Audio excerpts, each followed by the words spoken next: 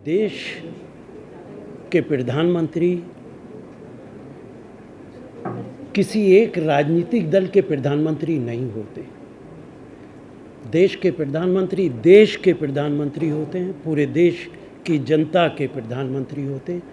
उनका सम्मान करना, उनकी इज्जत करना सबकी जिम्मेदारी होता है।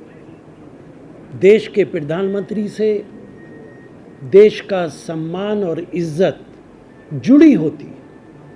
पूरी दुनिया उनका सम्मान करती है। उनके बारे में किसी इस तरीके के अल्फाज का इस्तेमाल करना जिसका तहजीब इजाज़त न देती हो, संस्कृति इजाज़त न देती हो देश की, वो दुर्भाग्यपूर्ण है। आपको फ्रीडम ऑफ एक्सप्रेशन है, आपको आज़ादी है अपने ख़यालात रखने की, लेकिन इसका ये मतलब हरगिज़ नहीं है कि आप इस तरीके के अल्फाज इस्तेमाल करें जो दुर्भाग्यपूर्ण हो। प्रधानमंत्री के बारे में जिन लोगों ने भी इस तरीके के अल्फाज इस्तेमाल किए वो दुर्भाग्यपूर्ण है, निंदनीय है। देश के प्रधानमंत्री की साफ सुथरी छवि है। कभी किसी ने देश के प्रधानमंत्री पे भ्रष्टाचार के इल्ज़ामात नहीं लगाए। देश की अपोजिशन पार्टीज, अपोजिशन लीडर्स ने भी कभी प्रधानमंत्री पे भ्रष्टाचार के आरोप नहीं लगाए हैं।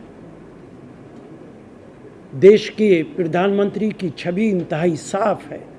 उनके दुश्मनों को भी कभी ये हिम्मत नहीं हुई कि उनके ऊपर इस तरीके के इल्ज़ामात लगाए जाएं। दूसरी बात मैं कहूँगा कि अक़लियतों को आगे बढ़ाना हमारा कमिटमेंट है, हमारी जिम्मेदारी है। आंध्र प्रदेश का जो हाई कोर्ट का फैसला आया है उसका हम सम्मान करते हैं। अदालत के किसी भी फैसले का हम सम्मान करते हैं, लेकिन हमारा मानना है जो वादे हमने अपने मैनिफेस्टो के अंदर किए हैं उन मैनिफेस्टो के वादों को हम पूरा करेंगे। सरकार के लॉ मिनिस्टर ने इस बारे में बयान भी दिया है कि आंध्र हाई कोर्ट के फैसले के खिलाफ सुप्रीम कोर्ट जाएंगे। देश की अल्पसंख्यक समाज, अक़लियतों के साथ, माइनॉरिटीज़ के साथ हमारा कमिटमेंट है। That's all. Thank you very much. Ji,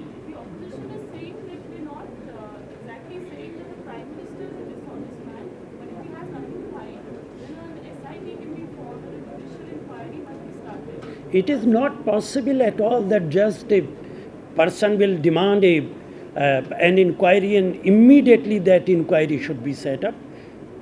The image of Prime Minister is beyond doubt.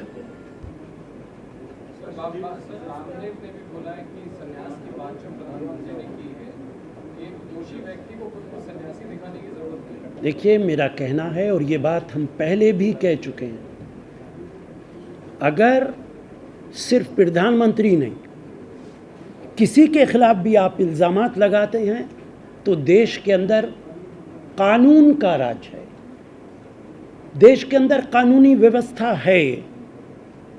आपको पुलिस के अंदर उन लोगों के खिलाफ FIR करानी चाहिए, बजाय इसके कि मीडिया में जाके आप देश के लोगों को गुमराह करें। आपके पास अगर डॉक्यूमेंट्स हैं तो आप जाइए, उन लोगों के खिलाफ FIR कीजिए, कानून अपना काम करेगा। एक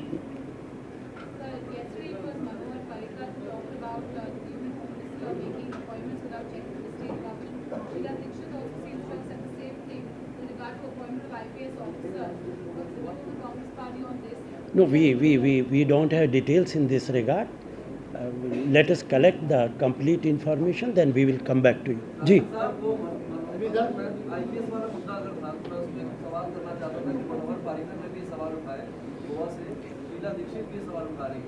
हम इसकी पूरी इंफॉर्मेशन लेंगे, फिर आपको इस पे कोई टिप्पणी करेंगे।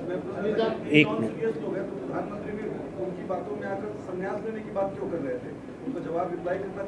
नहीं, मैंने किसी के बारे में सीरियस और नॉन सीरियस होने की बात नहीं कही है। मैंने कहा है कि जो भी आदमी, चाहे बकौल आपके वो सीरियस हो कि नॉन सीरियस हो, अगर वो किसी के ख़िलाफ़ एलिगेशन लगाता है तो ज़्यादा सही जगह पुलिस स्टेशन है कि जाके उसके ख़िलाफ़ FIR की जाए। कानून अपना काम करेगा। जी,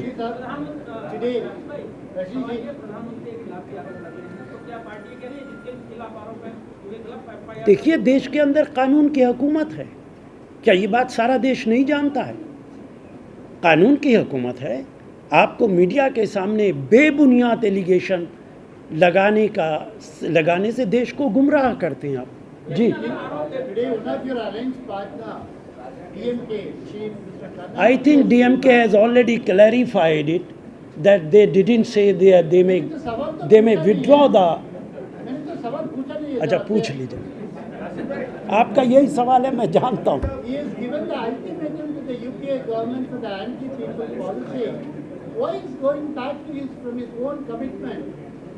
देखिए, as far as this part of his statement is concerned, we do not know in this regard. According to our knowledge, he was addressing some rally. He was addressing some rally, and it is for the consumption of the people. And definitely, नहीं, मैं दूसरे सवाल का जवाब दे रहा हूँ। Petrol की कीमत से हम भी चिंतित हैं। अगर DMK चिंतित है तो इसके अंदर कोई गलत बात नहीं है, और इससे ज़्यादा गालिबन उन्होंने कुछ नहीं कहा। He has not said anything more than this. Ji,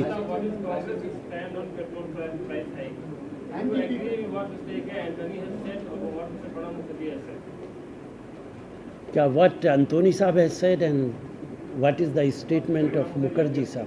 I do not know. I do not know their statement, but we are. Mr. Antony has said that this is not correct. The move to hike petrol prices is not correct. Now, Mr. Antony, we know he's a very senior. देखिए, we have already said it was very difficult decision taken by the oil companies, and petroleum minister is the right person to answer these questions. Sir, even today the DMK chief quoted AK Antony's assurance that even the. Yeah, I have already given my answer on this question. जी, जी, देखिए, संविधान ने ये इख्तियार सबको दिया है, सबको हक दिया है कि वो भारत बंद का आह्वान करें या किसी तरीके का मुतालबा करें या धरने पर बैठें। तो जो लोग करना चाहते हैं उनको संविधान ये हक देता है। जो आरोप लगा रहे हैं, कौन लोग? जो टीम अन्ना लगा रही है आरोप, आपके मतलब को बेबुनियाद आरोप पे जांच नहीं हो सकती। जांच होगी तभी तो पता चलेगा आरोप में दम है या नहीं। ऐसे हवा में कैसे बता सकते हैं? जिन लोगों के पास जो ये दावा करते हैं कि वो सिर्फ आरोप नहीं लगा रहे, उनके पास सबूत भी है, सबूत की फाइलें वो मीडिया को दिखा रहे, तो इसके बाद किसी इंक्वायरी की गुंजाइश मुझे नहीं नज़र आती। जिनके पास फाइलों के अंदर सबूत मौजूद हैं, उन्हें जाना चाहिए, सबूत को लेके कानून के दरवाजे के खटखटाना चाहिए। जी, आपने बोल रहे कंप्लेंट करो। अगर आंध्रा करप्शन के बारे में इतना बड़ा बुक्स छाप के CBI के पास चले गए, प्राइम मिनिस्टर के पास चले गए, सबके पास जाके कंप्लेंट किए, तो कुछ एक्शन नहीं हुआ। पूरे कांग्रेस का जमाने में करप्शन हुआ है, BJP गवर्नमेंट, इसके बारे में आप क्या? देखिए, मैं एक बात कहूँ, ये एक फैशन बन गया है कि किसी के ख़िलाफ़ भी भ्रष्टाचार के आरोप लगा दिए जाएं। जो बात आप आंध्रा की कह रहे हैं, उसकी तमाम तफसीलात हमारे पास नहीं हैं, लेकिन कानून इस देश के अंदर अपना काम करता है। आप कुछ कह रही थी?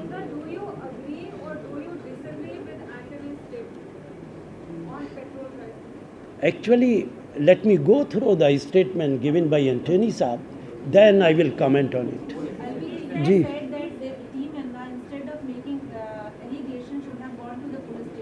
I am not saying about team of Anna.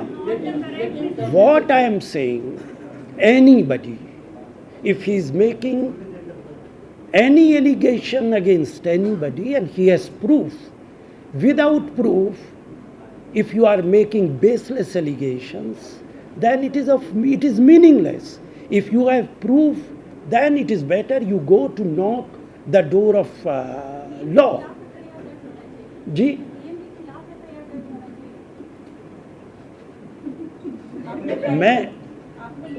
मैं यही आपसे कह रहा हूं कि जिनके पास सबूत है वो जाएं, अदालत का दरवाज़ा खटखटाएं, पुलिस स्टेशन पे जाएं। मीडिया के सामने जाने का क्या मतलब है?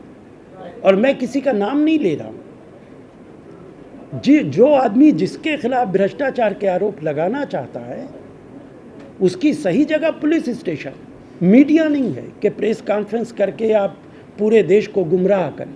लेकिन राशिद भाई, आपको लगता है देश को गुमराह किया जा रहा है, आप गलत आरोप कर रहे हैं, तो कांग्रेस पार्टी को मानहानि का दावा नहीं करना चाहिए टीमन्ना के खिलाफ? देखिए, जो लोग तहजीब व तमद्दुन से गिरे हुए अल्फाज इस्तेमाल करते हैं, देश की संस्कृति की इज्जत नहीं करते हैं, हम उनके बारे में कोई टिप्पणी करना उचित नहीं समझते।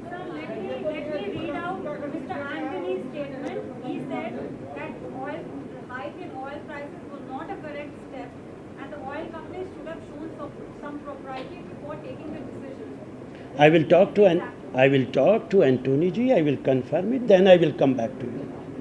जी, Do you doubt the statement which was given by IMF? it is not the question of a be doubtful. But let me talk to Antony ji. Ali sir, why do you think that such a key ally of yours, Mr. Karunanidhi, he rolled back his statement so quickly? Before the government I rolled think- back the oil prices, he rolled back his statement. I think you should ask this question to Karunanidhi ji. I am not the right person to answer this question. आप कुछ कह रहे थे उधर? जी,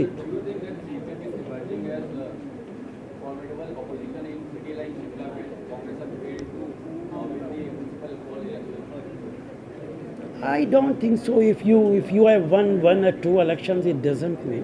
Sometimes even independent they win the election. Even independent candidates. एक दो चुनाव से कोई खतरे की घंटी नहीं होती है। जी जी, गुजरात के चुनाव आ रहे हैं, कांग्रेस की ओर से मुख्यमंत्री पद का दावेदार कौन होगा या कौन मुख्यमंत्री का कैंडिडेट होगा, क्योंकि मोदी जी कह रहे हैं कि अहमद पटेल साहब को चेहरा बना करके कांग्रेस उतारने जा रही है गुजरात में। कांग्रेस पार्टी कभी भी चुनाव से पहले मुख्यमंत्री के उम्मीदवार का ऐलान नहीं करती।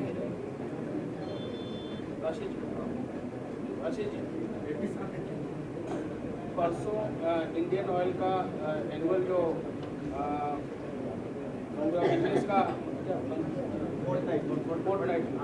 आंकड़े जारी किए हैं, उसमें उनको 30% का मुनाफा दिखाया गया है। सरकार बार बार कहती है, कांग्रेस भी बार बार कहती है तेल कंपनियों को घाटा होता है, ये मुनाफा कहाँ से आ रहा है? देखिए, ऑयल कंपनीज को, ये बहुत लंबा आपका सवाल है, लेकिन मैं आपको बताऊं कि ऑयल कंपनीज जो टैक्सेस पे करती हैं उसकी वजह से करीब 1.5 लाख करोड़ के नुकसान में वो रहती हैं। और ऐसा नहीं है कि इस बात को कंपनीज ने गलत तरीके से बताया है। कंपनीज को नुकसान है। और जहाँ तक पेट्रोल के प्राइस का ताल्लुक़ है, ये बात हम पहले भी कह चुके हैं कि oil companies are absolutely independent to take their own decisions according to the prices of petrol in international market। जो अंतर्राष्ट्रीय मार्केट के अंदर पेट्रोल की कीमत घटती और बढ़ती रहती है, उसके हिसाब से ऑयल कंपनीज को सरकार की तरफ से ये आज़ादी हासिल है, डीरेगुलेट किया जा चुका है कि वो अपनी प्राइसेस अपने आप तय करती हैं। इसमें सरकार की कोई मदाखलत नहीं होती है। Thank you very much.